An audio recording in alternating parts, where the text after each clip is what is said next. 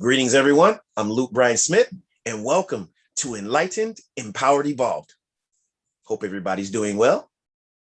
Wait, I believe everybody's doing well. I have faith everybody's doing well, and everything is unfolding perfectly. I'm excited yet again, and you know why. If you follow me, if you watch my show, you know why I'm excited. Tell me why. Yes, you're right, because I have an extraordinary guest yet again today. And you know, I love talking to people from around the world. And today is no different. I have Remy Meraz.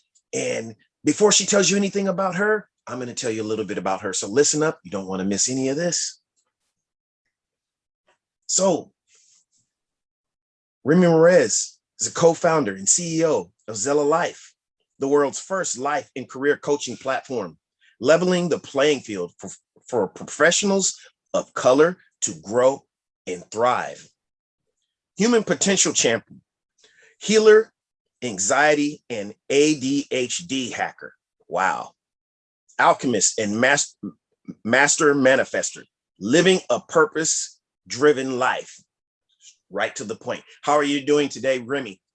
I am excellent. Excellent.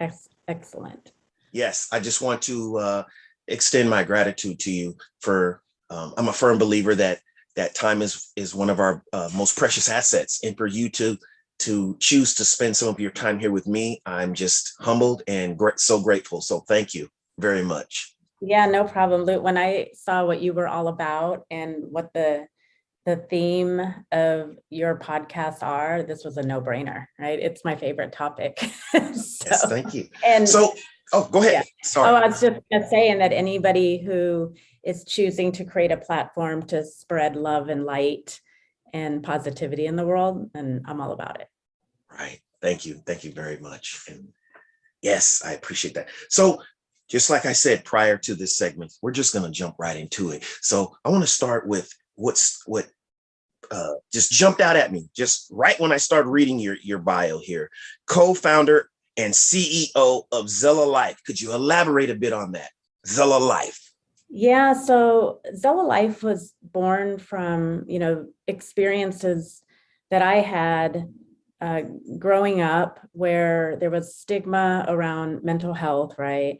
And especially growing up in a very multicultural family, in communities of color, there's shame and stigma around mental health.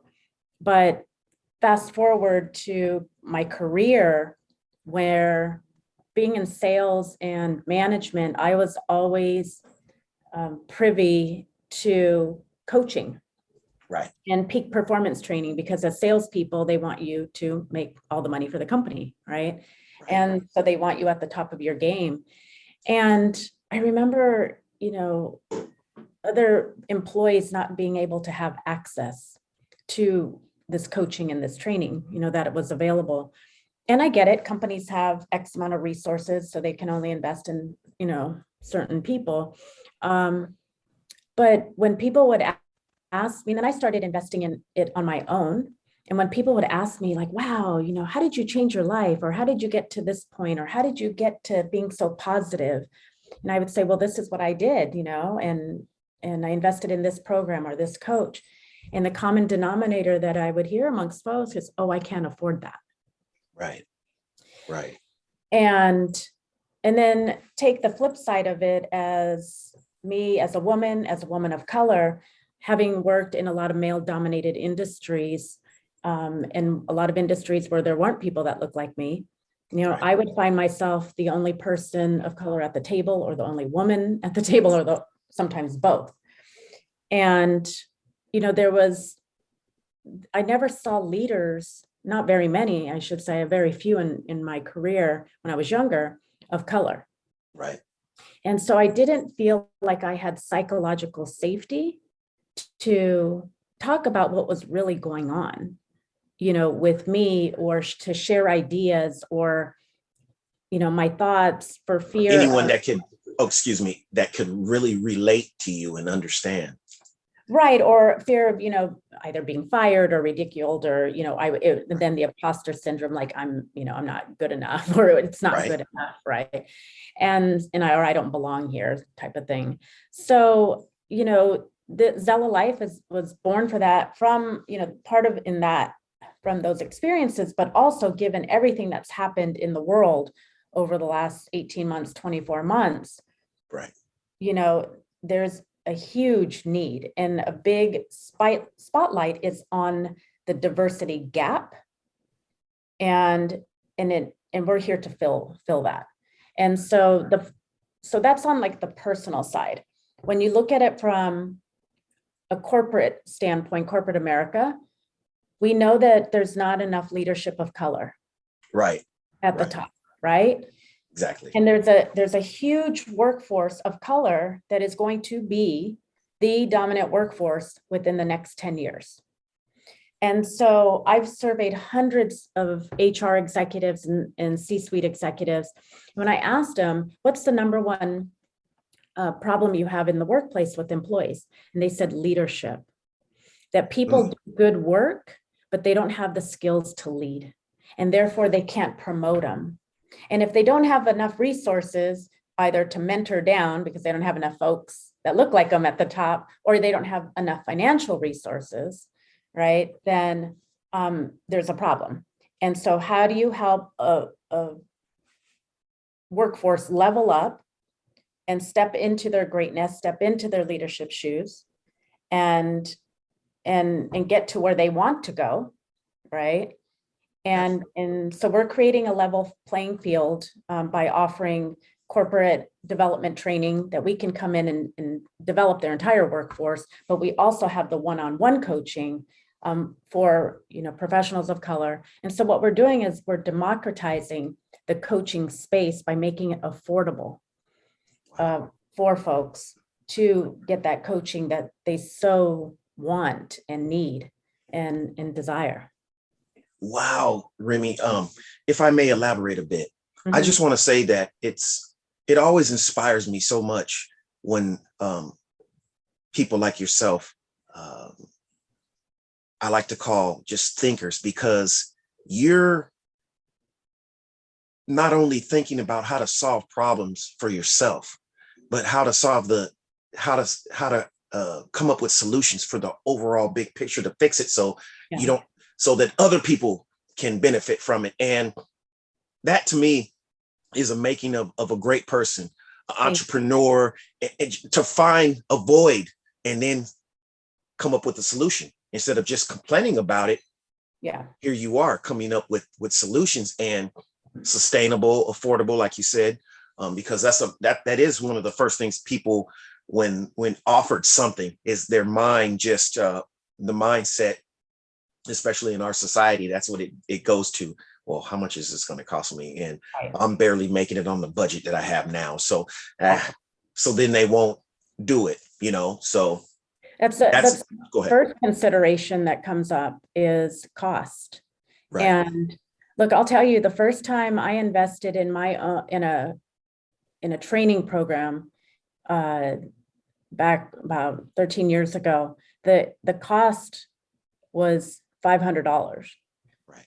And I didn't have $500. Right. But I was at a point in my life where I was sick and tired of being sick and tired. Okay. And so I just went and said, are there any other options? Can I make payments? And they said, absolutely. And so I did that first training program, and it was so transformational, Lou. It was so transformational that when I got to the other side of that program, and it was like one of those 4-day, 5-day intensives, I would have paid $10,000 for it. For the benefits that you gained. The value that I got out of that program, because it was life changing. And then that was the other piece of it, the other problem we're solving, because it is a marketplace, is that coaches and trainers out there, do great work. And I met worked with amazing, incredible coaches and therapists and trainers, and they do great work, but they're challenged with customer acquisition, the sales and marketing piece. Right. I'm like, wow, so many people should be working with you. You do such great work. And so what we're doing also is creating more customer and revenue flow for the coaches. Right. And so we're creating more work for them. So in essence, it's creating abundance for the coaches. It's creating abundance for the customers. And Absolutely. so here's the beautiful thing about the name Zella. Zella, the African meaning of it is one who knows the way and one who needs nothing. Wow. And Now, so how did you find that? Excuse me. How did you? yeah, that's a crazy story. But let me finish this part real quick. Okay, go ahead. Sorry. The piece is that the people coming and looking for the coaching, they don't realize that all the answers are within them. Than themselves. And the coaches just help them find the answers within, right? So they know the way. And so I just thought it was so beautiful that, and then in the Hebrew meaning is happy and blessed, which ultimately that's all people want to feel, right? Right. Everybody's looking for that. Everybody's looking for that. So the way No matter where. it came up, the name, actually, we actually had a different name. It was going to be the Zenith. And we love the Zenith because the Zenith is, yes. the peak, it's the pinnacle. Pinnacle. Yes. It's the pinnacle. It's the place where you are the most powerful and the most successful. We're like, yes, that's what we're all striving for as a people, right? Right. So a week before we were going to launch, we found out we couldn't use the name. Oh. And so we had to go back to the drawing board. Literally, probably because that brand Zenith. Well, it was actually another company out there kind of like doing training and under that. Yeah. Okay. Yeah. So we couldn't do it. So we went back to the drawing board and, I felt like I was in the matrix because, and this is part of my ADHD where when, you hyper focus. And so all I could focus on was I have to get this name change. And so every word that I saw that showed up on a billboard, on a piece of paper, on a screen was like coming at me, like floating in the air. And I was like, piece words together. You were looking for clues everywhere. Yeah, everywhere. Right. And my brain literally felt like it was going to explode. And so I finally said, you know what? I'm going to pull some cards, some tarot cards. And I pulled some cards. And one of the cards, it was whatever it said in the message. It said something about being a truth seeker. Okay. And so I went and just Googled names that mean truth seeker. Okay. There you go. And you found it. I found it. And it was and that was the way it was supposed to go. Exactly. There was a reason why you couldn't use you weren't supposed to use Zenith anyway. So that's the way I embrace life too. Like no matter what, when I hit obstacles, I still accept it as everything is unfolding perfectly. Just like I said at the beginning of the show. But one thing I wanted to say is I can relate, and I want to elaborate just a little bit on this. Yeah. I can relate to when you said that you find yourself in places where you're the only one that looks like you. I mean, because I've had meetings, at my place of work and things like that, and I'm thankful in a way. Like I also look at the benefit of it because I'm able to relate and learn things from these people. But one thing I'm seeing is like, you don't know how to relate to me, people like me, but I can relate to you and I can adapt in your, 100%. Your boardroom, but I don't see, obviously there's a void there because there's not many people there that look, like me. And there is a problem there when it's like that. And it's like, wait a minute, are you trying to say there's no one that looks like me that's educated enough to be here or whatever? I'm like, no. So I just want to say that much. But like I said, I'm glad that, I grew up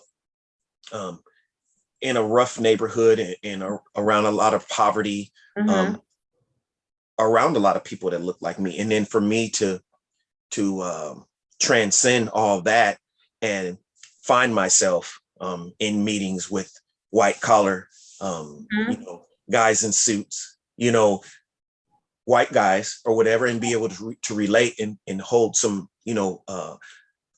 important and intellectual conversations with them is good. I learned a lot, but at the same time, like you said, there's a void because I'm looking around and it's kind of sad that most of the time I'm the only one in there that looks like me. Yeah. And I had a similar upbringing in respect to, so I grew up in a very multicultural family. a Latinx dad, a Pacific Islander mother and stepmother, and Right. African American stepfather. Oh, And okay. and so I grew up with a lot of diversity, a lot of culture, rich in all of that. Right. My stepmom was an engineer.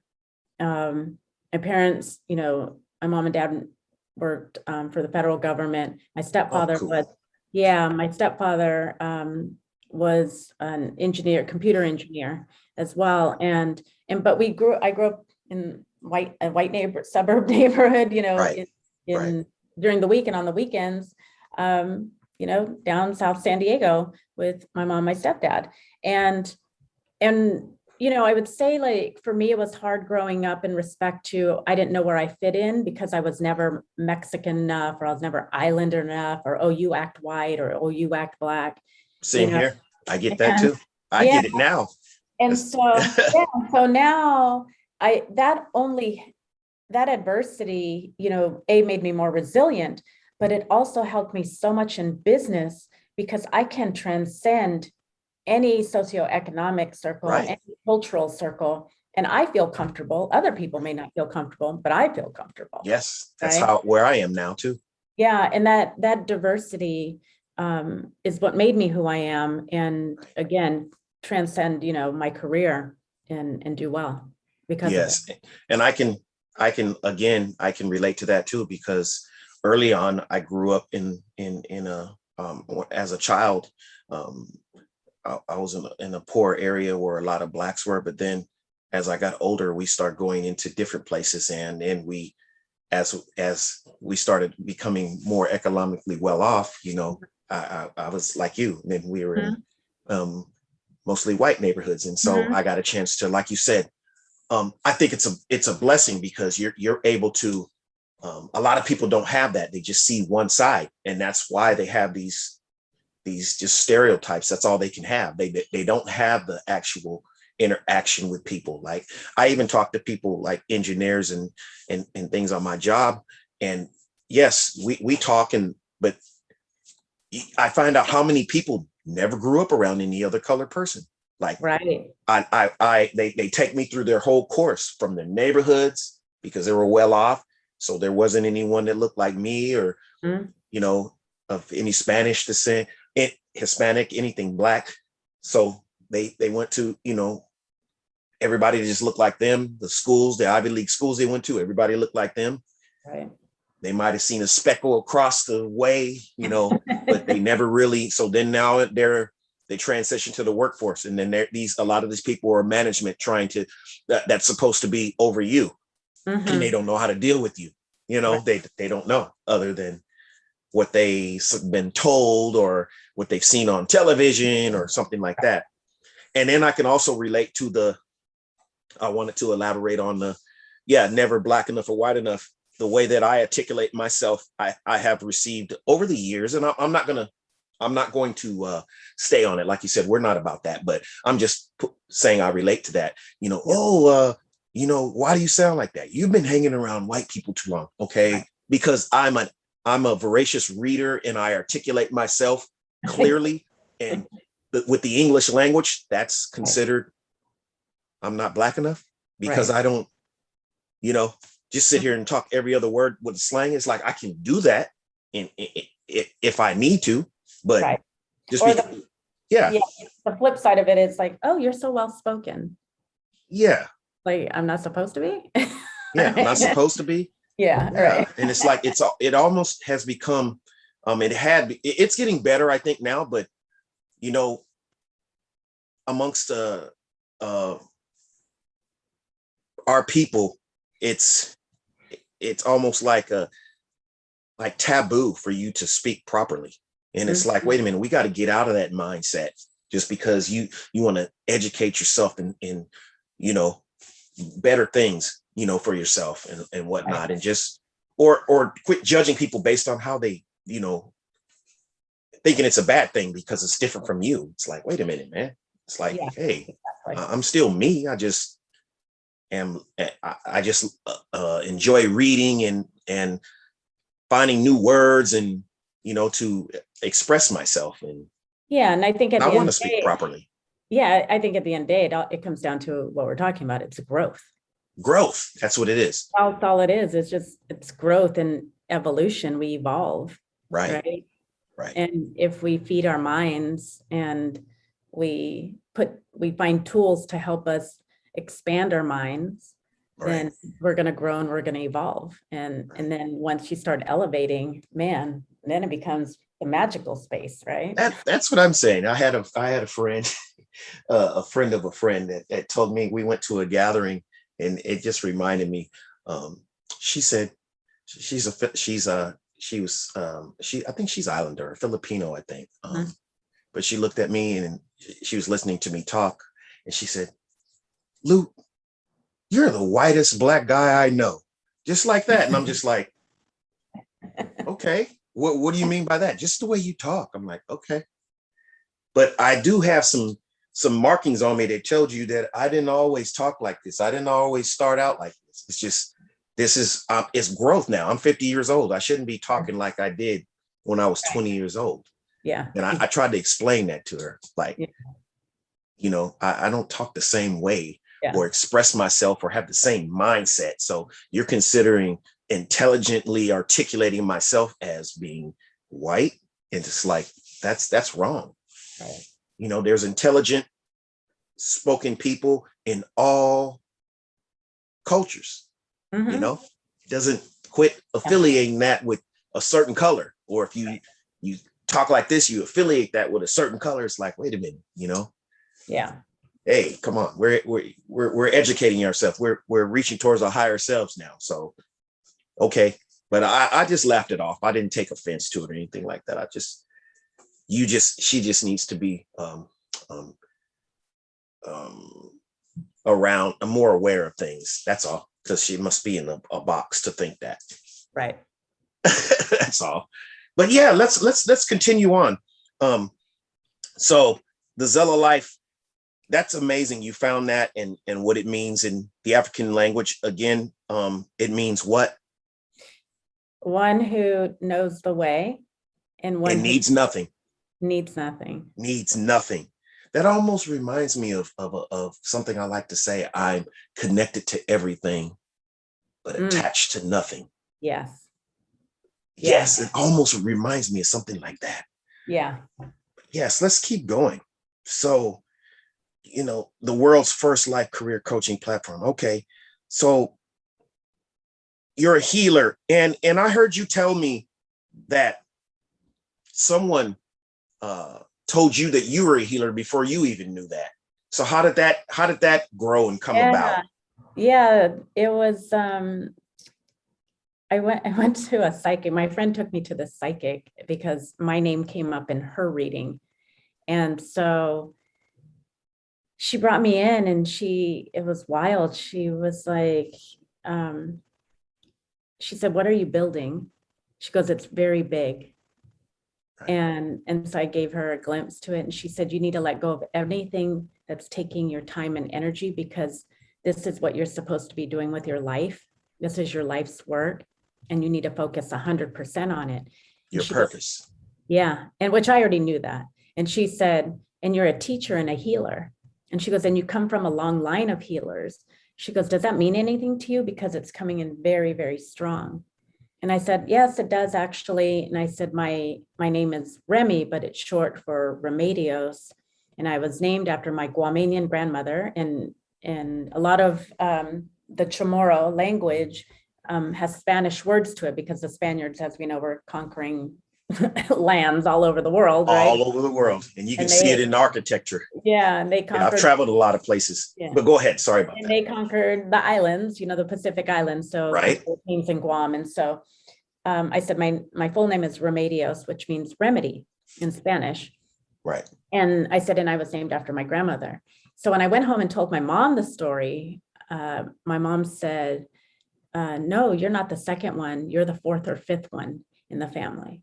Wow. And so that was so powerful for me, to because it meant that I felt the responsibility, I guess, of it, right? That Right. from a generational perspective, and because my grandfather made my mom name me, I felt like it was divine order. And it goes hand in hand where I feel like I was chosen to build Zella Life, right? Right. And to help people. And someone said to me, do you know what your name means? And I said, I do. And they said, well, think about what you're building. You're building this platform that connects people who want remedies with the people that can provide them. And so, you know, very much that I'm living a life on purpose, a purpose-driven life. And this is my work, and that everything that's happened to me, good, bad, and ugly, right, was on purpose. So that contributed to, that led me on this path. And it's just, this year though was the first year, because, you know, people used to tease me a lot about my name growing up. I didn't start going by Remy until I was really an adult, but Remedios was hard for, you know, Remedios, remedial reading, remedial writing. I mean, kids, you know, kids, how they are, right? Okay, yes. So, and for me, the only time anybody called me Remedios was like some government official or when I was in trouble. So I always had this kind of negative, you know, connotation with it of being teased or being in trouble. And I'll tell you, it wasn't until this year, because I heard someone speak on Clubhouse, this wise woman from Hawaii, who talked about the responsibility and the blessing and, you know, that the ancestors gave me, right? And that I fully embraced my name, which really means up until this time, I've been denying an aspect of myself. Right. As a lot of us do. Right. And so I've done so much work, you know, just deep inner work, and to think like, oh, okay, that, you know, finally, like I'm embracing my entire being. Right. And by my name and the responsibility that comes with it. And then also this year, I did some work on my imposter syndrome and got to the root of that, which was really big. And as a result of that, those two things, I am in just another place in what I call, you may know, is flow state. Right. Exactly. Where I've leaned into the trust and faith of God and the universe supporting me and everything that I'm doing. And there's been so much evidence to prove it. Like, if you don't believe, like, there's no way you cannot believe when I tell you some of the things that have happened, right? Right. Where when I've literally said, you know, God, what should I do about this? And, you know, in one particular, I was literally driving down the 405 freeway here in Los Angeles, and my previous business venture, I was deciding if I needed to let it go or keep it. I wasn't sure. Right. And so Zella Life is really just a pivot from that, or I carved out a sliver of that previous big visionary pie and decided to focus on it. But when I was trying to figure it out, I was driving down the 405 and I was like, God, what should I do? Should I give it up? Do I back burner it? You know, I'm not sure. And I was like, can you show me a sign? And I literally turned over to my left, and there was a billboard, a black billboard, and spray painted white in white letters. It said, never give up. Right. And like literally be ready in the moment, right sign. There you go. The answer, there was the answer, right? Literally a sign too. Literally a sign too. Another time I woke up one morning and I was like, God, how am I going to pay for all this trademark work that needs to get done? Can you show me a way? And 2 hours later, I met a fellow entrepreneur, and in an Uber, we were sharing an Uber, and we started talking, and in an 8-minute ride, we were talking about our entrepreneurial journey. I was like, yeah, and my biggest challenge right now is I have to pay for some trademark work and I don't have the cash to do it. And she said, oh, maybe my firm can help you. And I go, what? And she goes, oh, I haven't given up my day job yet. My day job, I work for a big law firm here in town, and we do pro bono work. And I'd like to work with the trademark partner who's a woman of color, and I want her to mentor me, but I need a case for us to work on. Maybe this can be it. So she goes, send me your deck. And 2 days later, she called me up and she said, they're going to do it. There you go. And See, so there's no, like you said, there's no way you can doubt that. And people can keep pawning those circumstances off as chance or coincidence, but no, there's no not at all. zero. And so over the last 3 years, I've been like really doing deep dive work into my, the spiritual work. And it's in the magical moments just keep unfolding and getting faster, and they're Absolutely. so crystal clear. Absolutely. And so which allowed me to sink into trust and faith 100%. And so Yes. it's complete surrender. Yes, exactly. And that's what combined with the work I did this year, and that's like for me, what's led to this flow state where Right. it's such a peaceful place. Place. Right. There you go. It's so peaceful and I just don't freak out about anything anymore. There you go. Exactly. And if you do catch yourself starting to, you have the tools and the mindset already and to subdue that and just to change it. Mm-hmm. Because and there was another thing I mentioned too, and not to keep jumping around or anything, but this is all you. How did you become ADHD Hacker? No, there was another word too, anxiety hacker. I mean, why do you consider yourself that? And that stands out to me because I'm going to tell you why. I'm just going to give you just a little bit. I don't like to use the word suffer from anymore because it is who I am, but I've endured or lived with anxiety for a long time, so I want to know, what does that entail, you being an anxiety and ADHD hacker? Yeah, so I got diagnosed with chronic anxiety back in 2004, right? 2005. And I was told I was going to have to be on medication the rest of my life. Right. And that I was the perfect candidate for it. And I just didn't buy it. I was like, really? That's the only thing I can do? Like there's nothing else I can do. And he goes, well, you could go work with a cognitive behavioral therapist and they'll help you rewire your brain. And I was like, wow, that sounds super fascinating. I'm going to go do that.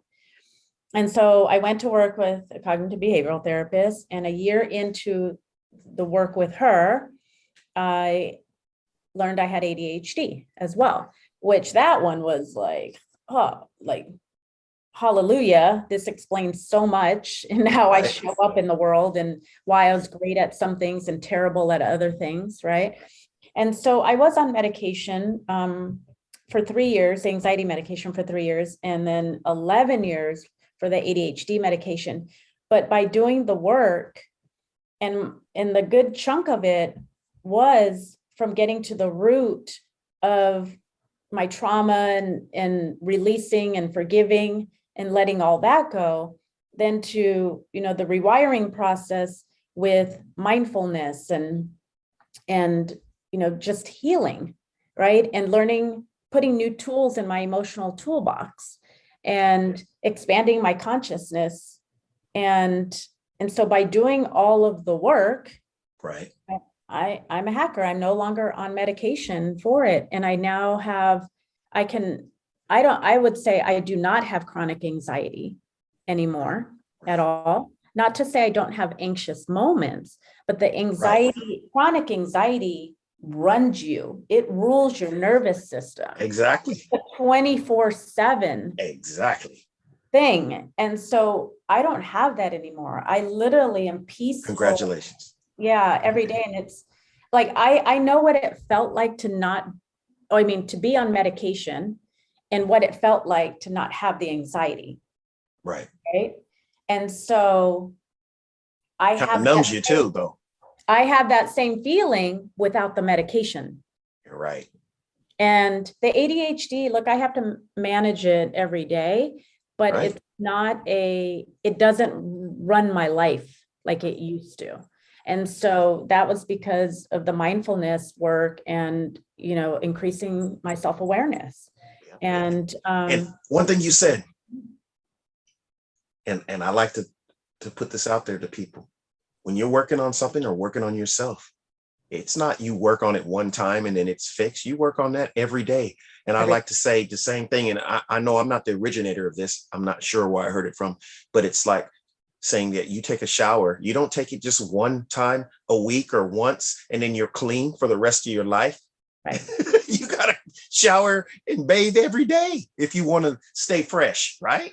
Right. So exactly. you want to keep your mind right, you got to work on it every day. You want to keep your soul right, you got to work on it every day. Every single day. And what I tell people, though, is that the payoffs from that are so tremendous, right? The joy that I feel now, the bliss that I feel now. Yeah, right. The inner peace, the balance, the harmony. Yes. All of it. I feel all of it. Right. And so that's the high I'm chasing. There you go. Right. And so it's like Jumanji. There's levels to this stuff. Right. And exactly. So when you have breakthroughs, when you have big breakthroughs, and I had one recently, it was big, and it was in a dating situation. Uh-oh. Yeah. Yeah. And okay. I'm like, okay, am I going to go here? Okay, I'm going to go here. So please share a little bit. Yeah. So it was a dating situation, but no, but listen, it was really real. We were talking, and he was telling me about, how he does certain things really great, and it's because he's so disciplined and he's so focused, and it's areas that I aspire to be better, right?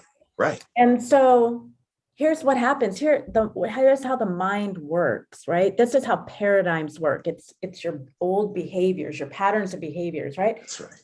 The old pattern behavior and the imposter syndrome and the sense of worth and low self-esteem was like, oh, you're not as good as him in those areas. Right. Oh, wait till he finds out. Oh, he's going to break up with you and he finds out he's not in those great areas. Oh, and then here comes the self-sabotage.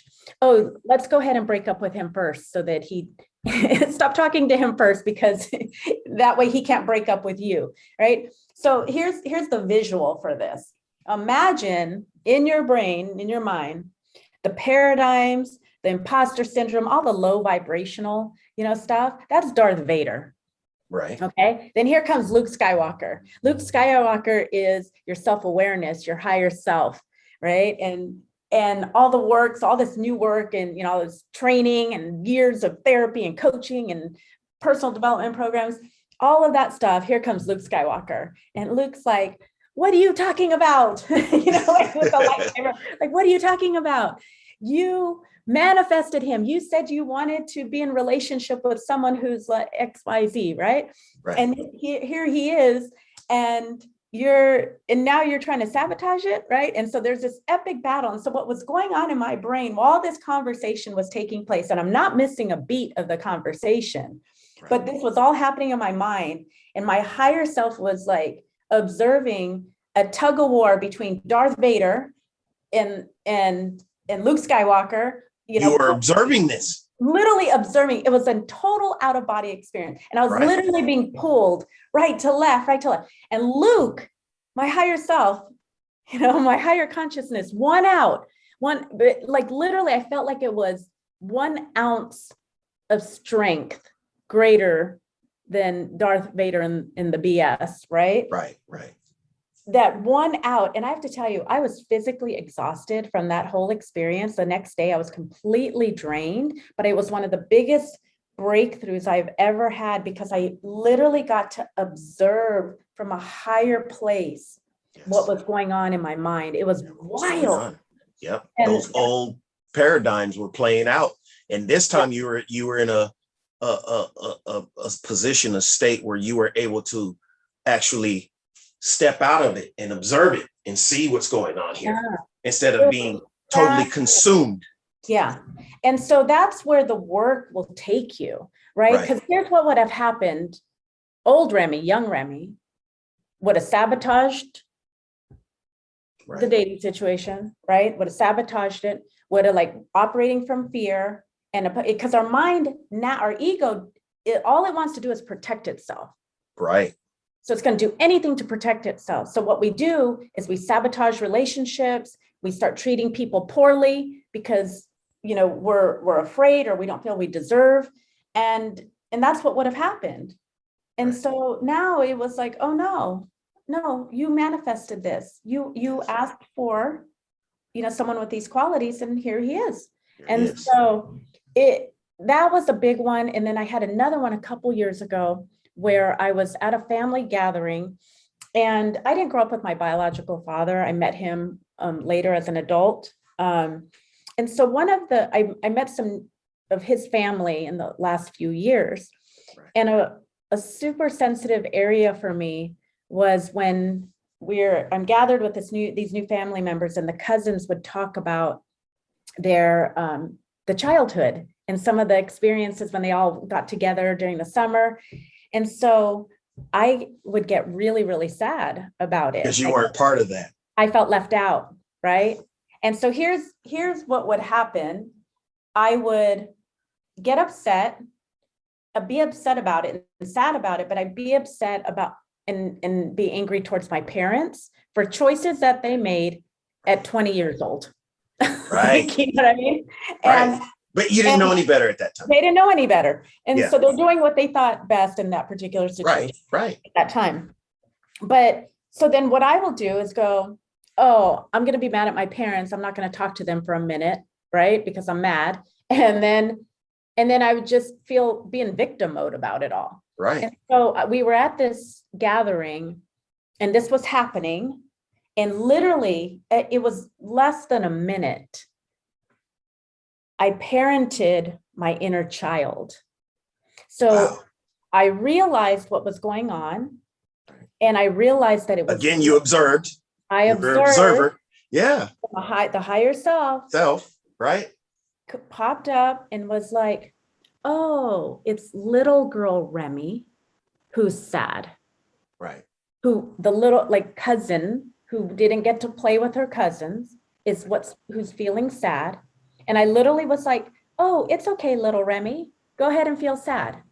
Yes. Right?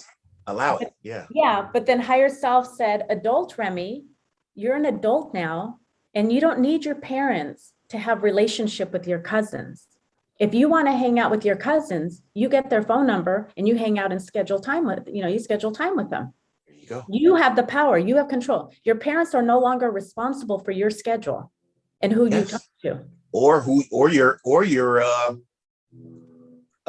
There's another thing that someone said.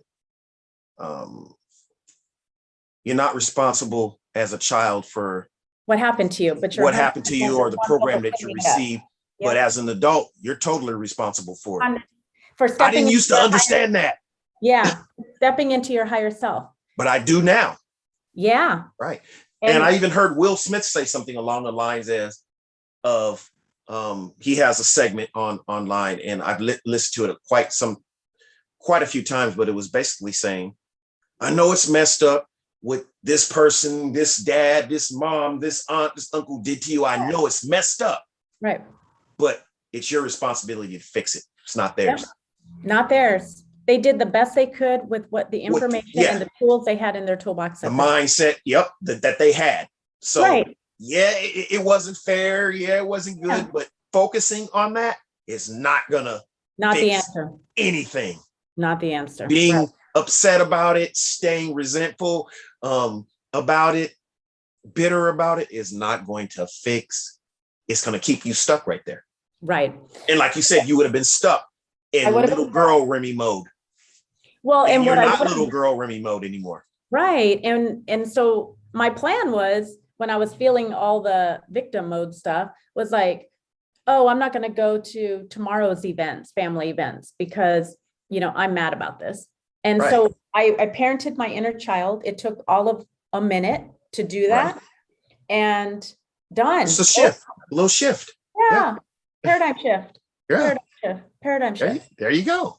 And that's the key, is to get to a space where that's the self-mastery part, right? When you can master your emotions and your reactions, convert them from reactions to responses, and be in that EQ place and emotional intelligence place.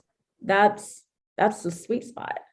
Yeah. And there's another saying I like to connect with what you just said, that I am, and you are, a work in progress and a masterpiece simultaneously. Yes. Right? That means you're perfect. And within even those imperfections, you're still perfect. And you can draw lessons and learn and have a shift in your perspectives, and everything is still work. Like I said at the beginning of the show, unfolding perfectly. Unfolding perfectly. And when I look back, that I think about all the times when like my emotions were just running my life. Right. Right. Just running the show. Yeah. And now, like it really is like, it's just what is when people, like, oh, he did this or she did that. Right. And blah, blah, blah, blah, blah. I'm like, no, I'm just taking something really simple. No, the only thing. What is that going to do? Right. But the only thing that happened was he didn't call. Right. She didn't call. That's all that happened. Right. Everything else you're saying is story.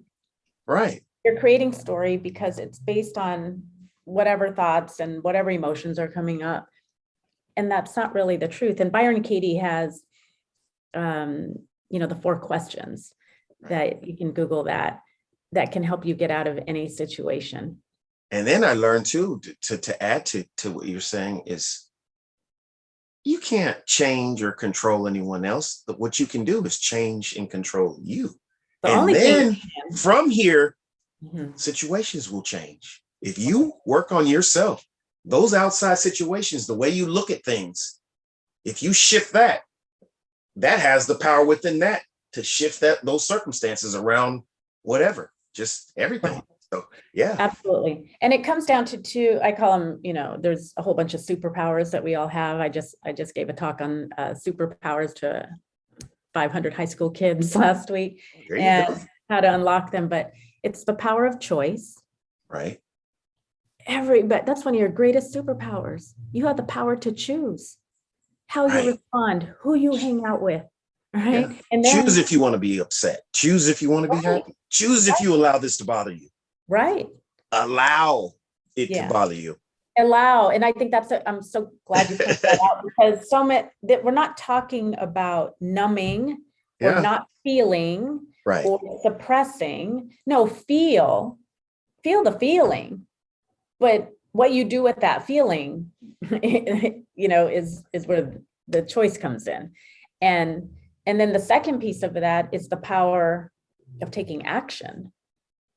Right? Taking action. You have to take action in your life. Taking action in alignment to what who you want to be, what you want to achieve. And you have to take action. And when you start taking action and you stay focused on your purpose or your goal or whatever it is, then the universe will take care of the rest of it for you. Right. And that's what I was going to say too. It's amazing, this is no coincidence, just having this conversation with you, because it's like, it feels so comfortable, because we're, you know what I'm trying to say. I know exactly what years ago, I wouldn't have been able to relate to you in any way in regards to what you're talking about now. But it just never ceases to amaze me. It's like, I don't, know you, but yet from your story, I know you, and I've experienced similar things with the medications, with the anxiety medicine. I was on Paxil for a long time, working on myself, and it's still, I don't want to say a struggle, but it's still an ongoing, to keep myself right, in line, in my thoughts right, in my feelings. I'm working on myself every day. I have, there's levels to this, like you said, and I'm taking action to do something about it, so there you go. And just everything, man, a lot of different things that you described. I didn't go through the exact same thing, but there's a lot of things I can pick out. Yep, that's me. Yes, that's me. Yeah, that's me. That was me. And that's all contributed to who I am and who I'm becoming now. So I can't regret any of it. I can't. Any of it.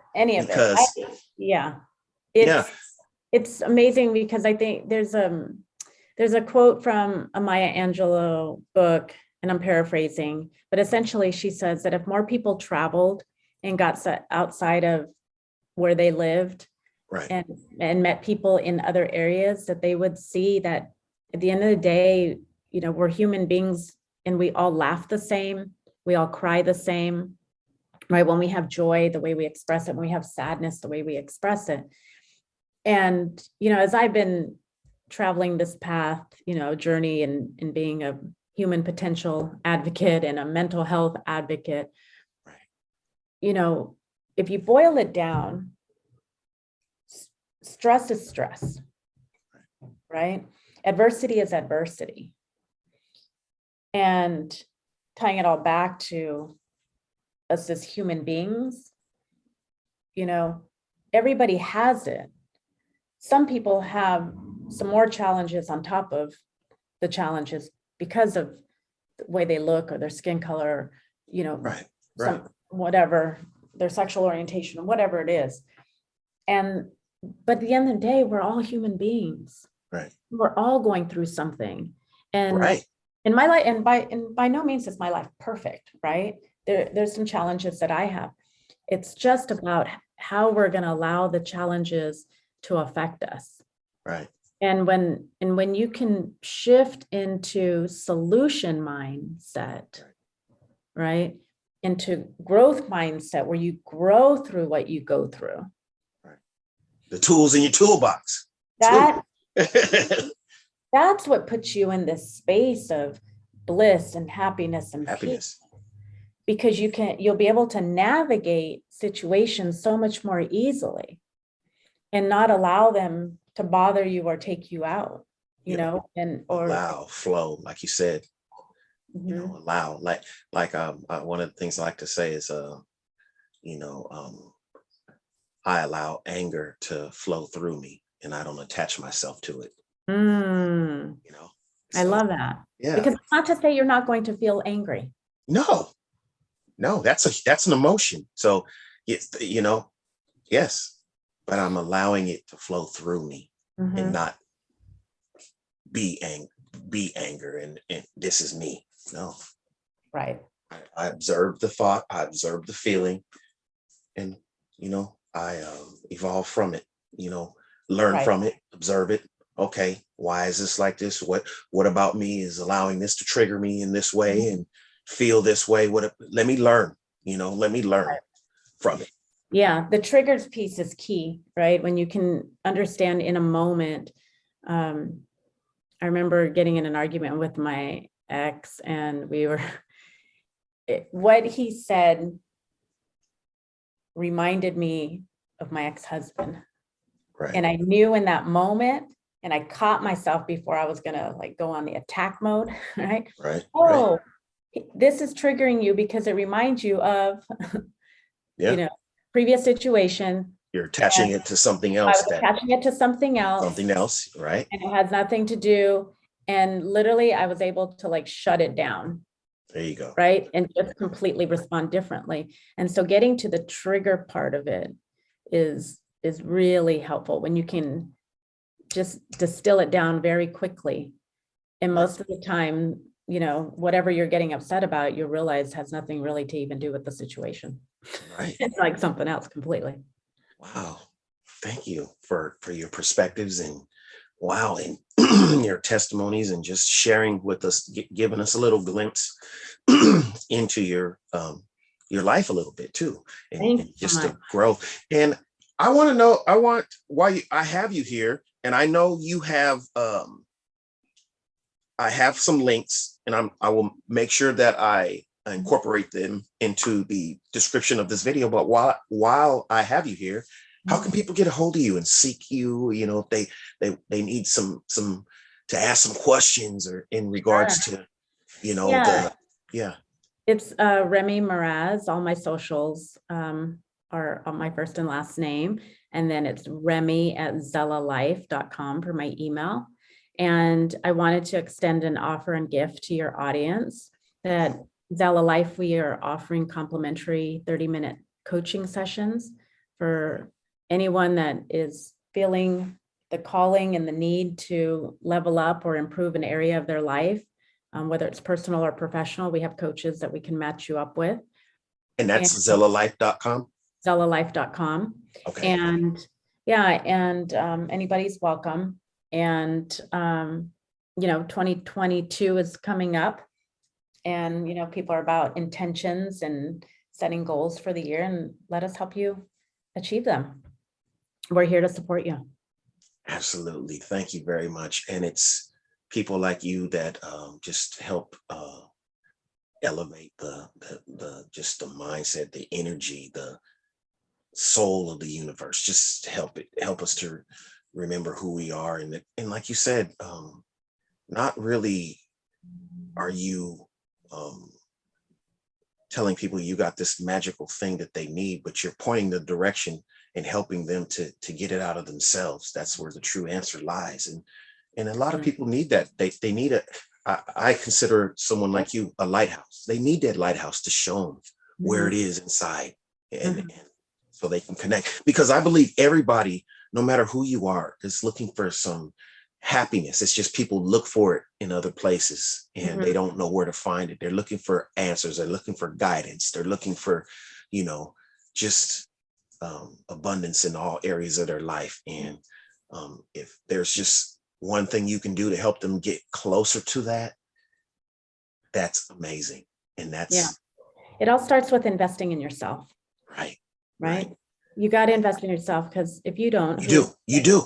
Well, yeah. Right. So we're just here. You're the most important investment that you can make. People think it's cars, houses. No, you, because without you, none of that matters. Yeah. And I don't want to focus on this, but I just had a dear friend of mine just recently passed away, and it's just so sad, but because he had put all this stuff together and had all these wonderful plans. Yeah. And yeah.